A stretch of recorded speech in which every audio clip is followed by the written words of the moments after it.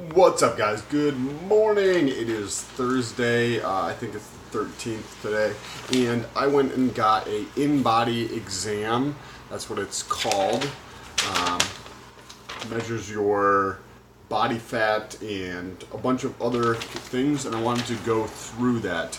But first, to give you a little bit of context, for the month of June, I am cutting, and I wanted to show you the three factors that I'm using to manipulate my cut. With the first being diet, the second being activity level, which I break into two categories, both cardio and then exercise, and third being the compounds that I use. So when I started this, right, today's the 13th of June, I started this right before the beginning of the month. I weighed myself and I was 231 pounds, and then about 7 days in, I was also 230 pounds. However, I was one of those like shitty stand on scales. So I went over to, it's called NutriShop. It's in Fitchburg out here. Fucking the guys there are amazing. It's like a supplement store there. So I went in and I did the body composition analysis. It tells you the fat analysis, the obesity, and whatnot. So it's been about 2 weeks. I have another 2 weeks in. My weight currently is 200. This is last night depleted. I cut back a little bit more on the calories. After week one, using this scale in the gym, I believe the scale in the gym is broken. I weighed myself again, and it still says exactly the same weight. So I don't think that I was actually 231 pounds the second time I went back in there. I just don't feel that it is accurate whatsoever, because when I go through on here, it is significantly less.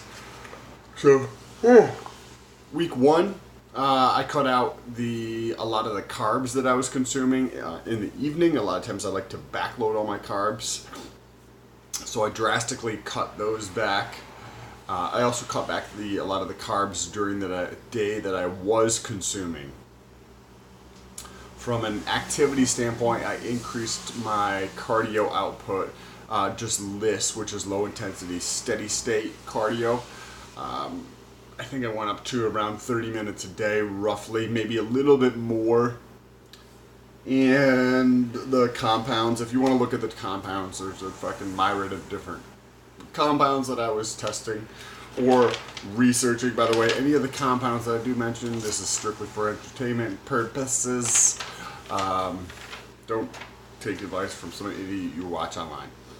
And any of the SARMs that I might mention are just for research purposes. So I started out with DNP for 100 milligrams per day for 5 days, I think it was. And then Ostarine at 30, MK677 at 30, S4 at 50, and there might have been something else in there. Week number 2, I finally got my multivitamins. I added the multivitamin twice, morning and in the evening, and everything else pretty much stayed the same except for the DNP dropped, and S4 went up to 75 milligrams per day, 25 in the morning, and then I try to switch it up so I have 25 and 25 throughout the day. That's not always the case. A lot of times it's 25 in the morning and then 50 later on as like a pre-workout. I also added in YK11. Don't have the bottle in front of me for the dosage. By the way, I always get questions about it, so I'll leave a link down below. It is not an affiliate link, but it is where I ordered these products from. Okay, now with that being said, let's get into this. It's called the in-body, where you stand on it, as well as there's two arm pieces you hold. and your arms are not supposed to be touching your sides when you go through and do it. You plug in all of your input. So from my understanding, these, when it's compared to other people, other men in my height range. Okay, so my current weight is 223.6 pounds. So that's that number right there. My lean body mass is 200.2 pounds, which gives me a body fat percentage of 10.1. So when I go through and when he went through and broke this down for me, this range here, it would be like a normal or average. So I'm at the very low end of average right now from a body fat percentage. However, from a BMI percentage, but if you guys are watching this, you probably know the BMI doesn't really have any value to it in this context. It can be used in other ways where it could be valuable. BMI, I am just on the bottom end of being obese, so that shows you why there's not a tremendous amount of value in it. It also breaks down your body by quadrant, so left arm, left leg, right leg, and trunk. So your chest, your stomach, and your back is all considered in your trunk. So that was actually a little, for me, that was a little bit lower than what I was expecting from a body fat percentage. I thought I was honestly a little bit higher. Not saying that this is 100% accurate by any stretch of the imagination, but I don't want to pay $125 for a DEXA scan. The one thing that I did notice when we get into the extremity portion of it is that my trunk, my chest and back were underdeveloped relative to my extremities, and I'm going to get into that. So my arms, from the amount of weight in each arm, were almost identical. They were off by 0.1 pounds, so not that much. And then they do you relative to a baseline. So relative to the baseline, I am about 31%, 32% more mass in my right arm and 33.2 in my left arm, which when you go to the gym, you can see that one arm is bigger than the other one.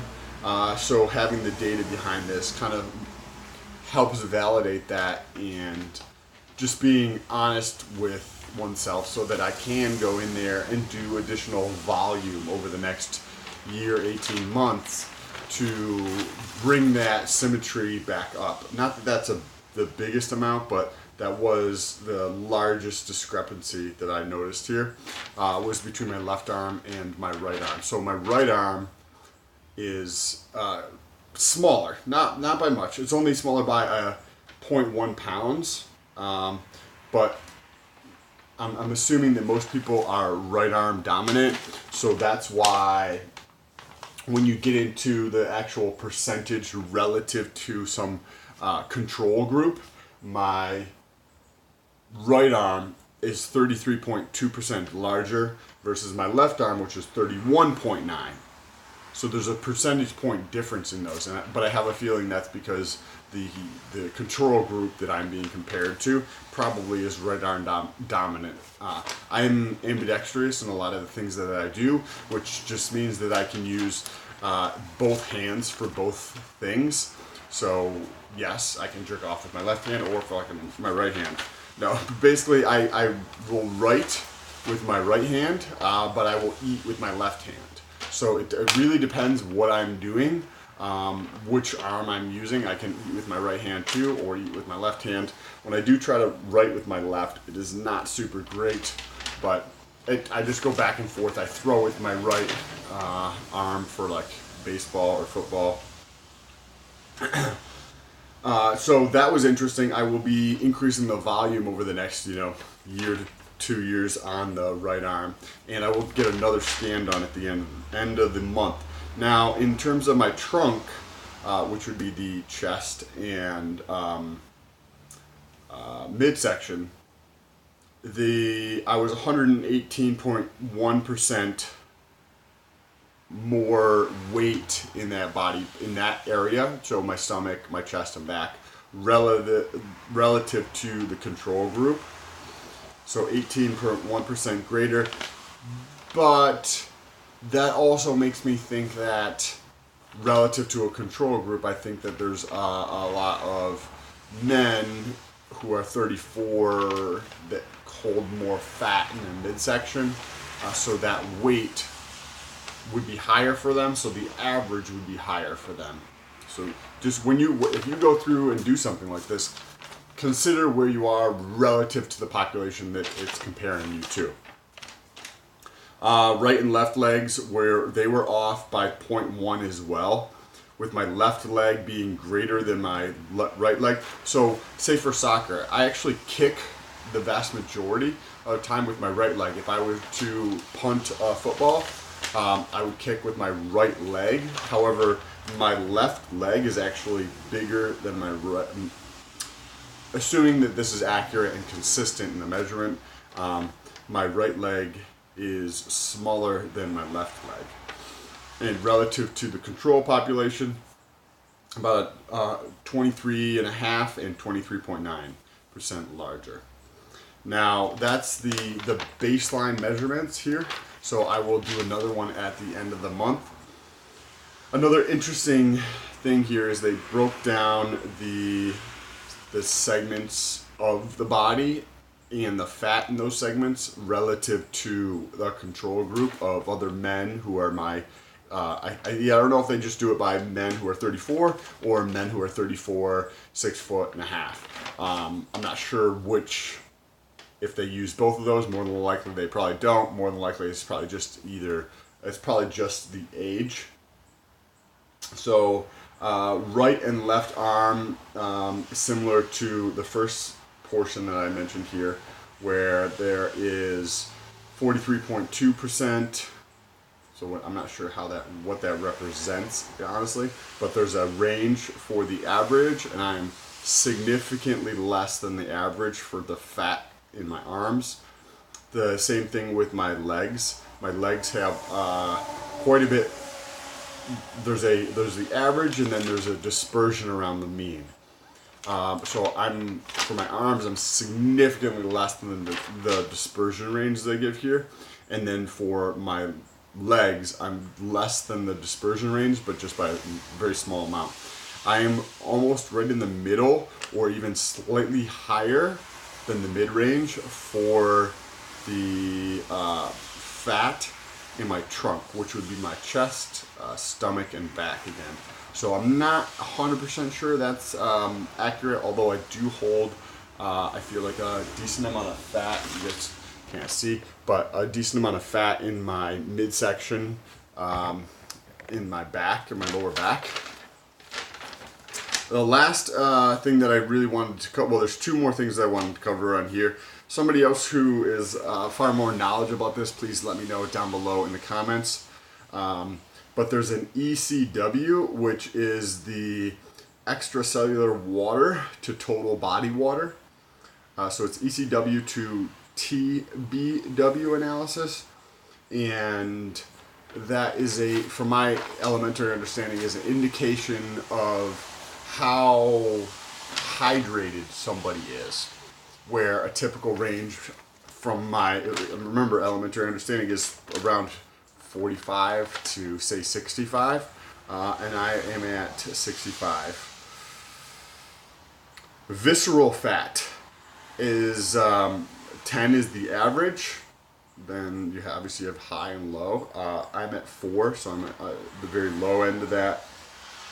Now, lastly is my basal metabolic rate. Now, basal metabolic rate is just the basically resting calories you would burn if you were just in a coma, essentially, all day long, or you were just resting all day long and not doing anything. How many calories would I need to sustain myself? And the basal metabolic rate is 2,332 calories. So When you have a number like that, it allows you to cut on, say, 3,000 calories, where for a lot of people, 3,000 calories a day might be a surplus of calories. They might be gaining at 3,000 calories. So I thought that was pretty interesting, and the reason for that is, you're like, how could you cut on 3,000? Well, because that's based on resting. Once you include the activity of moving around, as I'm doing right now, I'm standing up and walking around, and working out and cardio, all of those things come into, say, throughout the day, there's another 700 calories, which is probably significantly more than that. But that puts you at 3,000 calories for the day, which would be my maintenance level. All right, so I could have 3,000 calories as a maintenance level, and then just throw in another 30 minutes of cardio, and that puts me below my maintenance level, which means that I would be losing on that. Anyways, if you guys have any questions about any of this, let me know down below in the comments. So that puts me down, whatever, 7 pounds roughly, relative to the start. However, I know there's a inconsistency from the scale at the gym versus this, which is, I believe, far more accurate. If you guys have any questions, let me know down below in the comments. This 106 in the top corner here, I have no idea what the fuck that means, but it is a in-body score. I was told the higher the score, the better, but there's no relative, so I have no idea what that means. If you guys want to follow along for the next 2 weeks and watch the rest of this cut, make sure you press that subscribe button. And there's a little bell notification. Just tap on that bell notification, and YouTube will tell you every time I post a video. If you guys have any specific questions, there's a link for my Instagram in the description. You guys can jump over to Instagram and say what's up, and I'll talk to you soon. Peace.